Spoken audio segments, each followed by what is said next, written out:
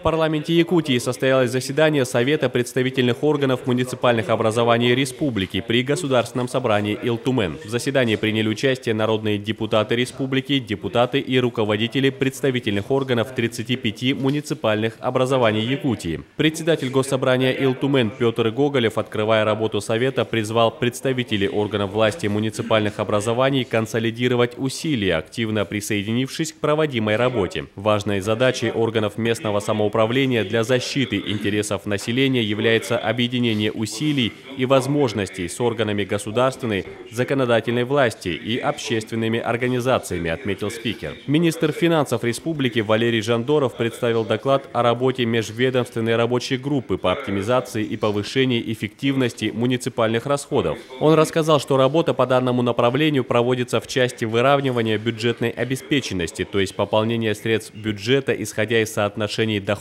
и расходов, которые формируются муниципальным образованием путем доведения его до среднего уровня бюджетной обеспеченности. Министр подчеркнул, что работа по совершенствованию межбюджетных отношений в республике продолжается, ежегодно рассматривается и совершенствуется методика распределения дотаций, расширяется перечень показателей, используемых при расчете индекса бюджетных расходов. Председатель постоянного комитета Госсобрания Илтумен по вопросам местного самоуправления, заместитель председателя Совета представительных органов муниципальных образований Василий Местников рассказал об изменениях в федеральном законодательстве о местном самоуправлении и обратил внимание на проблемные вопросы малых сельских поселений в республике. Также свои предложения по совершенствованию федерального и регионального законодательства, регламентирующих вопросы органов местного самоуправления, озвучили представители районных советов депутатов Булунского, Кобяйского и Хангаласского улусов.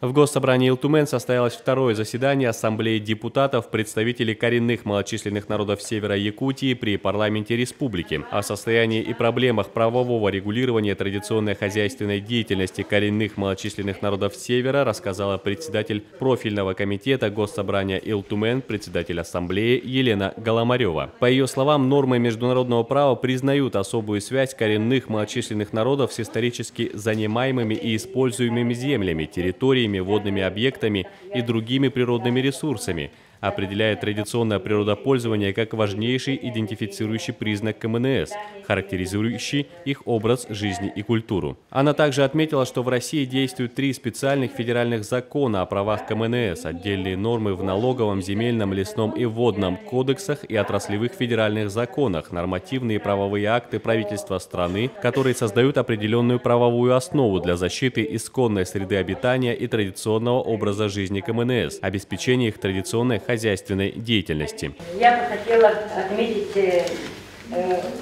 работу парламента 90-х, 2000-х годов, когда руководил комитетом наш лидер коренных малочисленных народов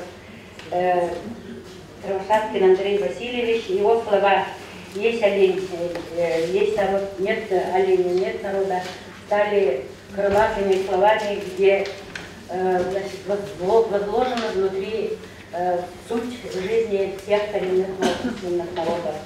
И самым главным вопросом сегодня мы говорим, это является вопрос земельных отношений. Также Елена Голомарева отметила, что сейчас в Госдуме находится на рассмотрении во втором чтении проект федерального закона о внесении изменений в закон о гарантиях прав коренных малочисленных народов Севера, который должен установить порядок возмещения убытков коренным малочисленным народам Севера и общинам в результате нанесения ущерба исконной среде обитания КМНС. Она также добавила, что Ассамблее предстоит предпринять определенные усилия по конкретизации действующего федерального и республиканского законодательства или преодолению в нем пробелов в целях повышения эффективности реализации коренными народами своих прав.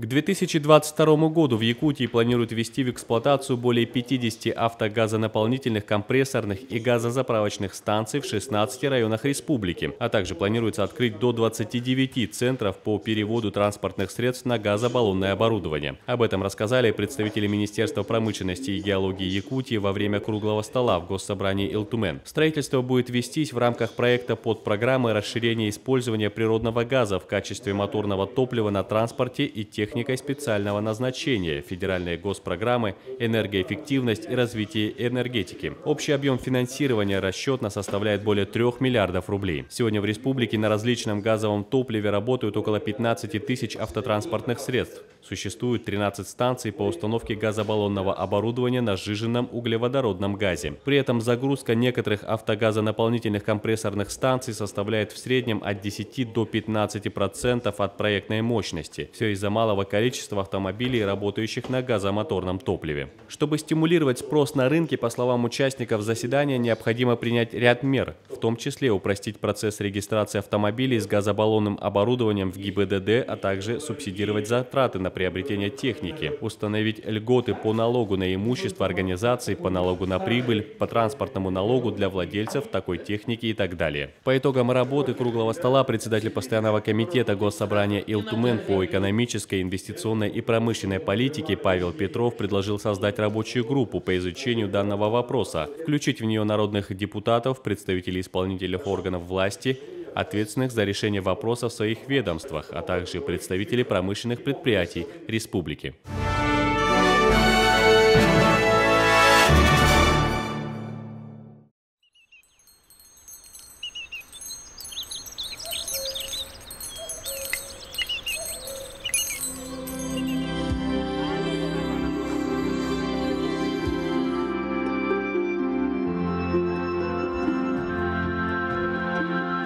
В Намском Улусе состоялся эссе «Олонхо». В приветственной речи глава Якутии отметил глубокую философию якутского эпоса «Олонхо», в котором воспевается стремление народа Саха к благополучной мирной жизни, торжеству справедливости и добра. И, конечно же, сегодня, оценивая наш эпос, переосмысляя его, мы понимаем, что в сегодняшней нашей жизни смысл «Олонхо» — это чтобы люди земли Олонхо могли через свои способности, свои реализованные инициативы жить богато и счастливо. И, конечно же, я уверен, что это у нас получится. Сегодня мир меняется, меняется Россия, меняется наша республика. Перед нами грандиозные задачи и национальные проекты, поставленные нашим президентом Владимиром Владимировичем Путиным, и реализация нашей стратегии развития нашей прекрасной, любимой республики. И, конечно, главная задача – это повышение качества жизни каждого якутянина, чтобы вне зависимости от того, живет ли человек на далеком арктическом селе Тумат, почти на побережье Северного Ледовитого океана, или в нашей южной столице в Нерингре, живет ли он в Мирном или в Чурапче, живет ли он в Нюрбе или здесь, в Намцах, люди должны жить достойно, люди должны жить счастливо, и качество их жизни должно повышаться. Я уверен, что мы будем развивать каждое наше село, каждый наш город, каждый наш улус, нашу республику, а значит и нашу великую родину Россию. Первый вице-спикер Госсобрания Илтумен, председатель Национального организационного комитета республики по подготовке и проведению второго десятилетия Олонхо Александр Жирков отметил, что выбор священной долины Энсели местом проведения эсэха Олонхо в 2019 году был обусловлен тем, что Намский Улус связан с этнической культурой якутов. Здесь на основе преданий выявлены известные предки, родоначальники, роды многих поколений якутов. По данным 1891 года в 17 наследях Намского Улуса проживало 87 якутских родов. Он также подчеркнул, что Намский Улус знаменит легендарными олонхосутами, исказителями. Сегодня, благодаря многим энтузиастам, ученым удалось изучить и узнать историю Улуса. В печатных изданиях увековечены имена известных олонхосутов. Один из них – Петр Колесов. О нем написал Гаврил Ксенофонтов в книге «Уран-Хай-Сахалар». Упоминается, что он знал 41 крупное эпическое произведение Олонхо. Кроме того, Колесов знал сотни преданий, сказаний, историй, скороговорок и загадок. Все грани устного народного творчества народа Саха. Именно такие люди смогли сохранить и передать богатую языковую культуру последующим поколениям. По мнению Александра Жиркова, эсэх, несомненно, является ядром традиционной культуры народа Саха и имеет древние корни. Трансформации культуры, политических и экономических условий, в которых проживали якуты, напрямую отражаются отражались на его праздновании. В советский период, как правило, отсутствовала традиционная одежда, она выступала только как часть сценического образа для концертных программ. На современном ИСЭХе можно отметить обилие обрядовых костюмов. ИСЭХ Олонхо выступает связующим компонентом всей системы ценностей.